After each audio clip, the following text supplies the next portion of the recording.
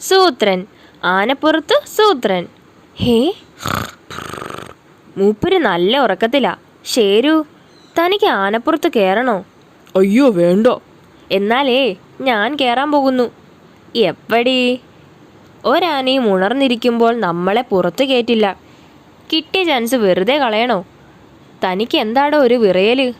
സു സു എൻ്റെ കാട്ടുമുത്തപ്പോ. എടോ, ഞാൻ എങ്ങനെ ഇറങ്ങും? ചാടിയാൽ കാലൊടിയും. പതുക്കെ പറ, മൂപ്പര് കേൾക്കും. ഇല്ലടോ, കിളവനാ, ചെവി കേൾക്കില്ല. പേടിച്ചെനിക്ക് സൂത്രമൊന്നും തോന്നുന്നില്ലടോ.